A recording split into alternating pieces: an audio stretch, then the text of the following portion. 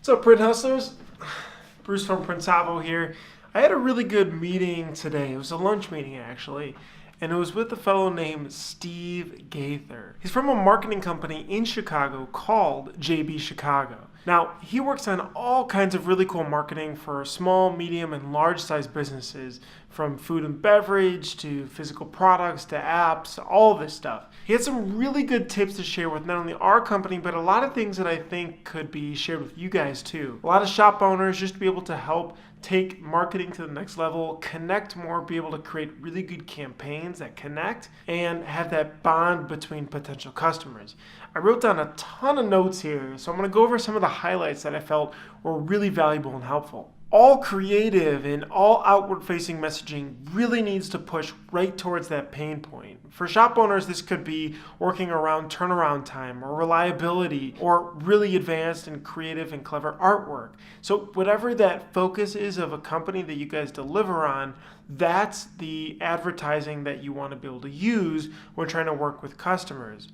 So an example could be, we have 7-day turnaround, or we work extremely close with our customers, or we have very special artwork, or fundraising. We can help you raise money using t-shirts or anything like that. But again, as you could hear, it's more of a pain point here, right? It's a little bit less of we print t-shirts, we print custom t-shirts. It's more focused on the need that you're solving. We help manage uniforms in your schools and be able to handle your sports teams. Again, more on the pain that you're solving with your customer, less on the feature that you're giving. And really that pain aspect of it is just drawn from emotions. It pokes at the emotion of it and brings it out of that potential customer to, again, allow them to be able to reach out to you and say, oh wow, they could actually help solve this problem that I'm having.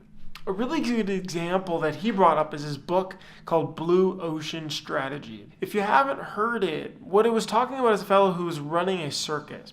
He had a circus and he was trying to figure out how he can make it unique and different. Everybody had circuses, there was plenty of people to go, but the problem they felt was twofold. One was that there were kids there and they didn't want to have kids. The other problem was animals and the treatment of animals, and that becoming more of a pertinent issue with circuses.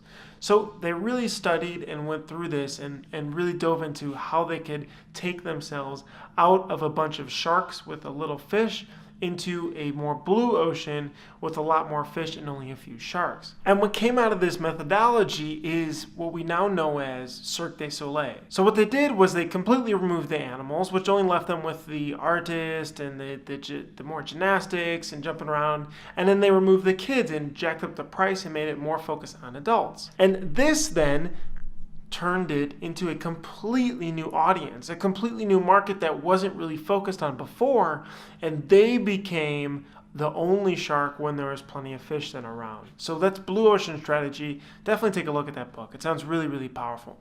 Now, in this meeting, Steve actually focused on an aspect that we talk about too, and that's hosting the party. He really focused on diving into being able to bring people together, bring the artists and the people who are looking to buy art together, the people who maybe want to learn shirts, or your customers with other types of printers, bring everybody together and have more regular events. I think this one truly, truly applies with having more open house events at your shop. This could be very low cost.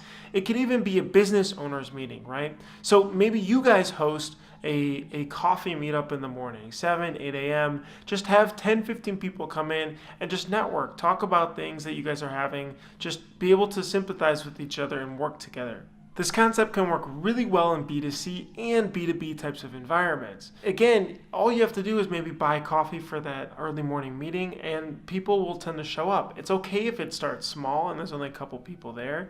Again, that's the same thing with the open house at your shop. It's okay if it starts small there too.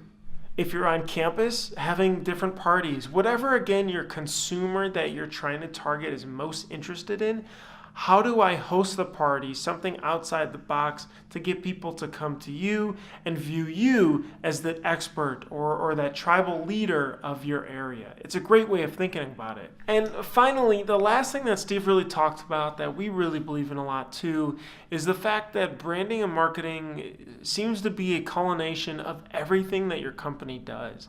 So how people answer the phone, how they write in emails, what your cards look like, how easy it is to do certain things, how up to date are customers going through your experience, what's the experience like when they open your box of shirts. All of that stuff creates the look and feel of the brand, and doing that long term truly differentiates yourself, especially in a commoditized network. So again, that was from Steve Gaither. He's from jbchicago.com. If you want to reach out to him, he was super nice and I'm sure more than willing to give advice.